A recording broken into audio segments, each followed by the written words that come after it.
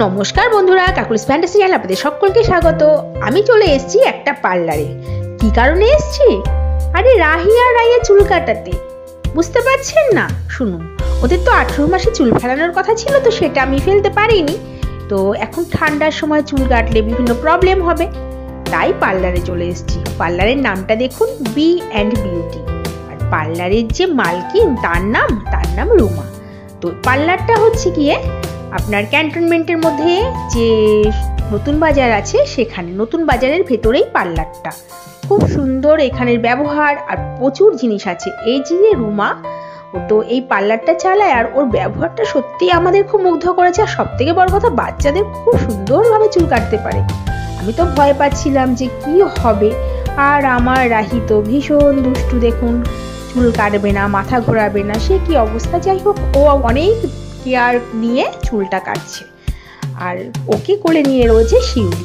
প্রথমে তো ভেবেছিলাম যে আমি কি বাড়িতেই কাউকে ডেকে নেব, তো সে বাড়িতে এসে কাটলেই ভালো হবে। শিউলি বললো, না না বৌদি, চলো পার্লারে যাই, পার্লারেই কাটিয়ে নেবো। তো ওরই জানাশোনা। আচ্ছা, পার্লারটা না একবার ঘুরিয়ে দেখিয়ে দিই, পার্লারে কি কি জিনিস আছে, তাহলেই বুঝতে পারবেন। দেখুন, এখানে কিন্তু সব রকম হয়, জানেন তো।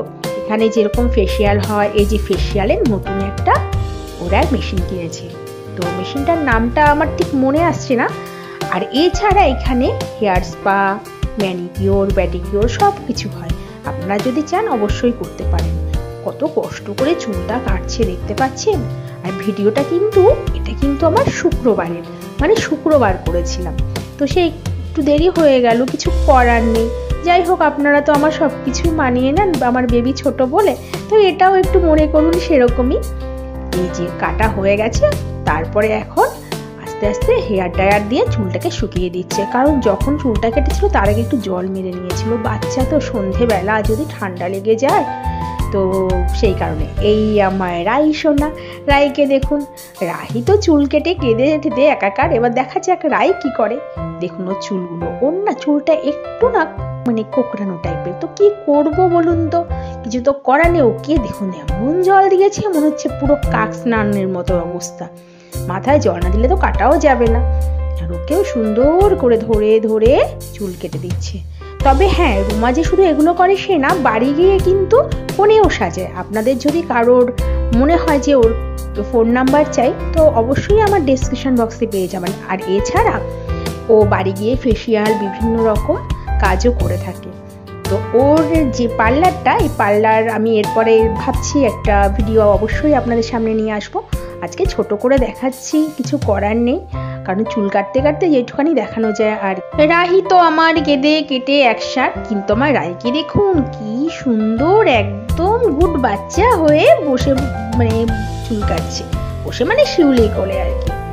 এইবার ওকে একটু ড্রায়ার দিয়ে শুকিয়ে দিচ্ছে, কারণ মাথা তো ভেজা, এগুলো তো না করলে বাচ্চার ঠান্ডা লেগে যাবে। আমি তো প্রথমেই বললাম যে রাতে নিয়ে গেছি, কিছু করার ছিল না। শিউলি সময় পাবে তবে তো নিয়ে যাবে। আচ্ছা, তার আগে দাঁড়ান, আর একটা জিনিস দেখাচ্ছি। পার্লারটা একবার ভেতর দিয়ে ঘুরিয়ে ঘুরিয়ে আপনাদের দেখিয়ে দিই এখানে কি আছে।